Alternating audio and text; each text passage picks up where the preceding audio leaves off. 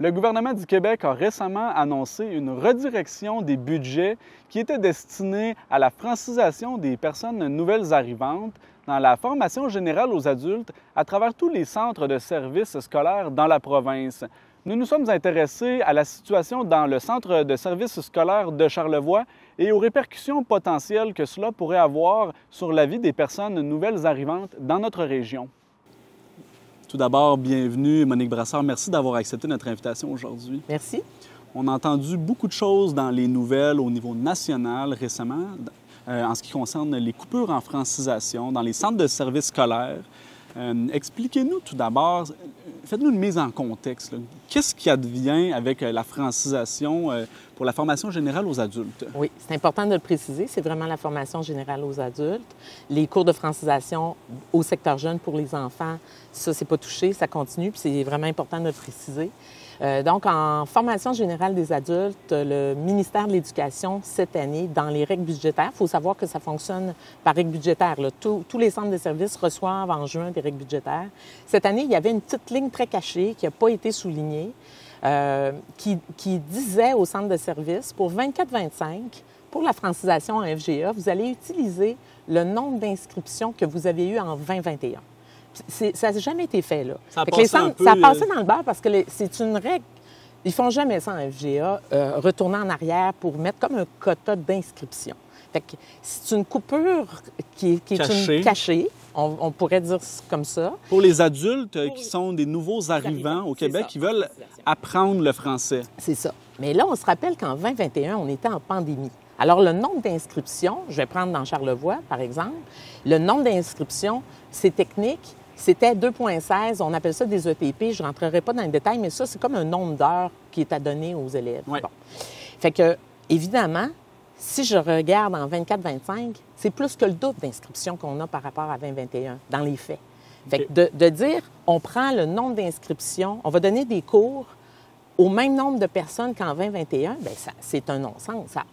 Ça n'a pas de bon sens. Donc là, ce qui se passe, en fait, c'est que l'année scolaire débute en septembre. Oui. Il y a des gens, des nouveaux arrivants qui s'inscrivent au cours de français dans les centres de services scolaires, qui ont quoi? Un cours de français pour les 2 premiers mois de l'année? C'est ça, ça dépend. Hein? Il y a beaucoup de... Ça dépend du niveau à lequel ils sont rendus. Ça dépend aussi du nombre d'heures. Il y a des inscriptions en septembre, des fois il y en a en novembre, des fois il y en a en mars. Tu sais, en francisation, c'est la formation générale aux adultes. Fait que c'est très modulé. C'est pas comme le secteur des jeunes où il y a une année scolaire qui commence en août, qui finit en juin. Fait que c'est plus complexe. Mais pour faire une histoire courte, là, on a quand même commencé cette année des cours de francisation en septembre au Centre de services de Charlevoix avec un nombre précis d'inscriptions. Mais on a déjà dépensé ce que le gouvernement voulait qu'on fasse. Donc, pour mieux comprendre, on arrive à la fin octobre et le gouvernement dit on va remanier les budgets. C'est ça. En fait, il y a des centres de services qui se sont probablement... Comment c'est arrivé, tout ça, là? Ça s'est mis, en bon français, on dit à popper. C'est qu'il y a des centres de services qui se sont fait taper ses doigts en disant non, vous avez dépassé votre nombre d'heures que vous pouvez faire la sanction des études, qu'on appelle donc donner des heures de cours. Vous avez dépensé, vous n'avez pas le droit. Puis là, les centres de services se sont rendus compte qu'il y avait cette notice dans le budget, dans les règles budgétaires de juin. Mais là, tout le monde s'est mis, évidemment, on se parle, hein, les présidents de syndicats, les directeurs généraux de centres de services, là, tout le monde s'est mis à regarder, voir où... Et là, bien, avec le temps, bien, depuis les dernières semaines, on s'est rendu compte que c'était généralisé. Et bien, le gouvernement a fait des annonces aussi en disant c'est pas des coupures, c'est qu'on envoie ces sommes-là au MIFI, qui est le ministère de l'Immigration, de la francisation et de l'intégration. Mais dans les faits, c'est que le MIFI a fait aucune offre de cours de plus de francisation pour les adultes. Pour ces adultes-là. Moi, je suis là parce que je représente mes membres qui vont perdre leur emploi. Oui, on parle de chiffres. On parle de chiffres. Pour commencer, combien de nouveaux arrivants dans Charlevoix étaient inscrits au cours de francisation et ne pourront plus se réinscrire au cours de francisation? Il y avait à peu près 120 inscriptions en septembre qui ont eu des cours, qui sont terminés parce que c'est des blocs de cours. Uniquement dans la grande région de Charlevoix? Charlevoix-Est et Charlevoix-Ouest, mélangés. Là, je ne pourrais pas vous dire la proportion.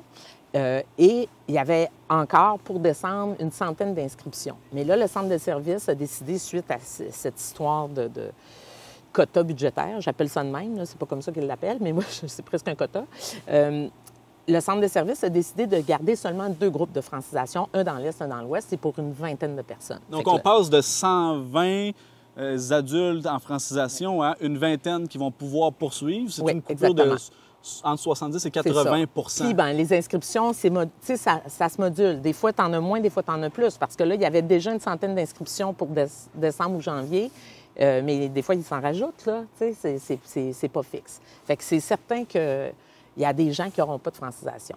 Pourquoi ici, dans Charlevoix, le centre de services scolaires décide d'aller de l'avant? Parce qu'on sait qu'ailleurs, au Québec, les cours ont tout simplement été coupés, annulés. Oui. Il y a des centres de services qui ont complètement annulé. Il y a des centres de services, quelques centres de services, comme dans Charlevoix, qui ont décidé de garder certains cours. Il y a plusieurs possibilités. C'est sûr que s'ils coupaient complètement, ils contrevenaient aussi à notre convention collective parce que tu peux pas... Moi, c'est pas mes profs, mais c'est mes membres de notre syndicat. On a 4 enseignants qui font de la francisation à FGA. 2 à contrat. Les 2 autres, évidemment, vont perdre parce que c'est pas des contrats. Fait qu'eux autres vont perdre leur emploi. Donc, 2 de vos membres perdent leur emploi et les 2 autres vont être redirigés. Perdent leur emploi, mais vont être redirigés aussi. Parce que, je fais une parenthèse, il y a quand même le service aux entreprises qui est offert par le centre de services aussi, qui donne la francisation. Donc, des entreprises paient pour un service de francisation pour leurs employés nouveaux arrivants. Mais mes 2 enseignants qui étaient pas à contrat, mais qui étaient, on appelle ça à taux horaire, eux autres vont probablement être redirigés vers cette francisation-là au service aux entreprises. Mais les 2 autres enseignants qui faisaient la francisation à contrat, ils ont un contrat. Un contrat, c'est un contrat. Quand ça se termine et que c'est pas renouvelé, ils perdent leur emploi. C'est ça, mais sauf que, comme employeur, tu n'as pas le droit de cesser un contrat quand tu n'as pas de bonne raison.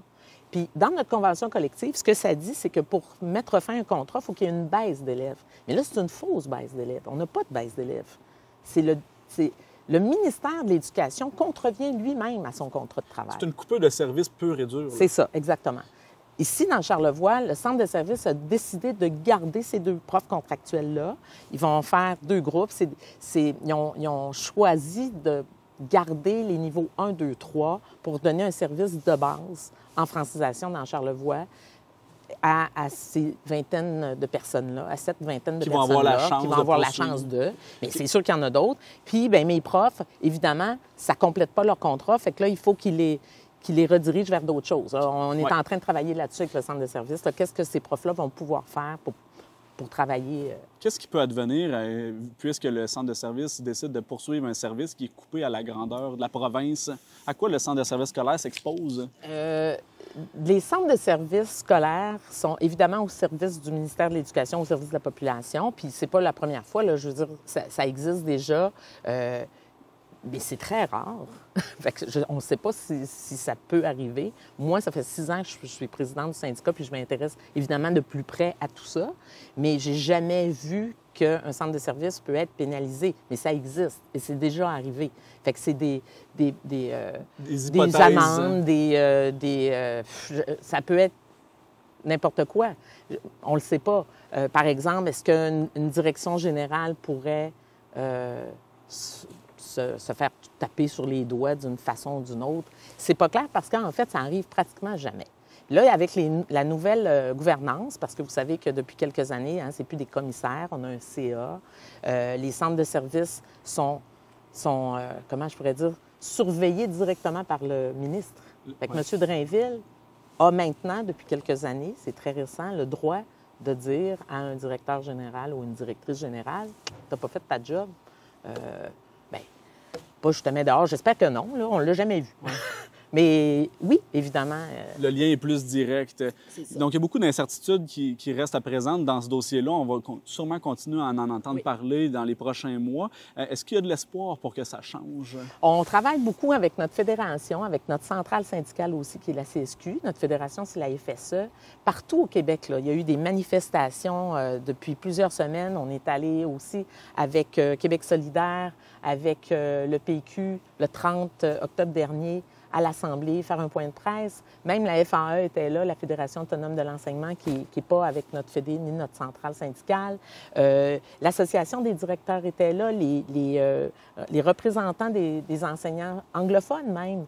Fait que tout le monde était ensemble pour dire ça n'a pas de bon sens, reculer. Il y a même une mention qui a été présentée à l'Assemblée cette semaine-là. À l'Assemblée nationale. À l'Assemblée nationale pour dire reculez, revenez en arrière. Ça n'a pas de bon sens ce que vous faites. Évidemment, ça a été rejeté parce que la CAQ vote, que la CAQ a rejeté cette motion.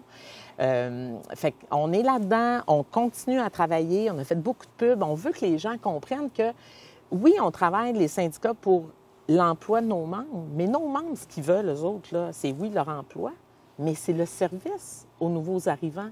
On n'est pas en train de gérer des caisses, des boîtes de bines, là. On dit ça chez nous, on ne gère pas. C'est pas des 2x4 puis des boîtes de bines, c'est des gens qu'on a invités à venir vivre chez nous. Qui veulent s'intégrer. Qui veulent s'intégrer dans notre communauté. C'est des travailleurs, ils viennent nous aider, on est content de les avoir. Fait qu'on leur dit d'un côté, viens-t'en chez nous. Tu as des règles à suivre pour pouvoir rester chez nous par rapport à la langue française. On a même changé la charte de la langue française parce que M. Legault disait c'est important la langue, il faut que nos nouveaux arrivants parlent la langue française, c'est notre culture. Puis il a raison. Puis d'un autre côté, de façon complètement contradictoire, il vient resserrer les normes pour que ces gens-là restent. Par exemple, pour avoir un permis de résidence, ça prend le niveau 7. De français. De français. Puis là, tout d'un coup, il coupe la francisation. Excusez, là, mais... C'est un double discours. Ah, c'est terrible, là. Madame Brassard, merci de vous être déplacée aujourd'hui et d'avoir accepté notre invitation. Ça me fait grandement plaisir, merci, en espérant que ça change. L'équipe de TVCO a également rencontré 2 résidents de Baie-Saint-Paul qui ont témoigné de leur expérience personnelle en lien avec le dossier de l'immigration au Québec. Quand nous avons commencé à faire le cours de francisation, oui. L'année dernière? L'année dernière, oui. On a commencé, je pense, que le mois de novembre à peu près. C'était une bonne chance d'apprendre la langue parce que c'est très important pour le Québec. C'est justement... pour nous, c'est nécessaire pour obtenir après la résidence permanente. Mais aussi pour vous faire de nouveaux amis. Oui, ça a permis aussi de connaître la culture, les différents pays qui sont ici, comme nous, pour partager les cultures, pour partager la langue. Mais précisément, le français, c'est la liaison de tout ça. Et là, cette année, en septembre, en octobre, vous aviez encore des cours de français? Oui, oui. Jusqu'à tout récemment? Oui.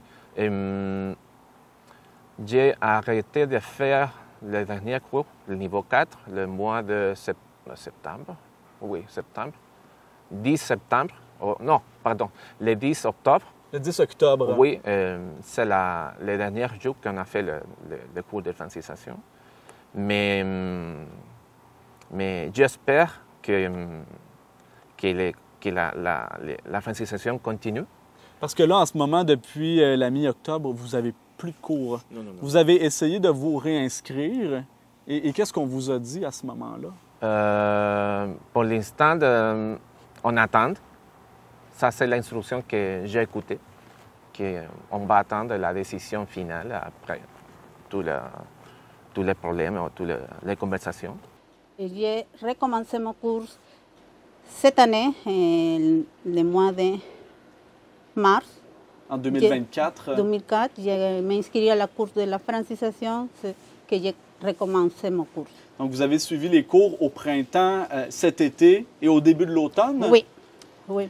Et là, qu'est-ce qui est arrivé? Est-ce qu'on vous a dit que vos cours allaient être terminés? Le professeur nous dit, nous attendons le mois de décembre pour recommencer les cours. La semaine passée, j'ai reçu un courriel qui me dit que le cours de francisation est arrêté pour moi. Et je suis triste parce que je dis pourquoi, qu'est-ce qui se passe? Parce que j'aimerais de continuer ma course en français présentiel. C'est la semaine dernière, donc, que vous l'avez appris. C'est quoi le sentiment qui vous habite? Est-ce qu'il y a des inquiétudes ou des incertitudes liées à ça? Oui, parce que pour que je termine de m'adapter ici, j'aime de continuer mon cours en français pour améliorer mon français. C'est ça, et maintenant, c'est fini le cours. Nous attendons de nouvelles choses. Ça vous fait quoi, sur une note plus personnelle, de ne plus avoir de cours? Est-ce que ça vous crée des inquiétudes? Est-ce que c'est incertain avec votre femme? Comment est-ce que vous vivez cette situation-là? Pour moi, c'est incertain parce que je ne peux pas savoir si le cours va continuer ou non. Oui. Ce n'est pas clair l'information. Des fois, existe une prolongation des temps loin à commencer autrefois la francisation. Mais j'espère que tous les problèmes avec ça, ça fait un bon résultat Oui. pour nous, qui nous sommes ici déjà, et pour les nouveaux arrivants. Après Oui, que oui, ces programmes-là se poursuivent. oui, oui. Le Centre de services scolaires de Charlevoix a refusé notre demande d'entrevue concernant le dossier de la francisation sur le territoire. Du côté de la députée provinciale, Mme Karianne Bourassa, son bureau a indiqué être dans l'impossibilité de commenter le dossier en raison du congé de maternité de Mme Bourassa. Notre demande a plutôt été redirigée à l'attaché de presse du ministre de l'Immigration, de la Francisation et de l'Intégration du Québec, M. Jean-François Roberge. Ce dernier a refusé de commenter la situation propre à chaque région du Québec, mais s'est toutefois dit sensible à la fermeture des classes dans les régions touchées. Il a également affirmé que son ministère travaillait d'arrache-pied pour trouver des solutions durables dans l'ensemble du Québec. C'était Mathieu Larivière pour TVCO à Baie-Saint-Paul.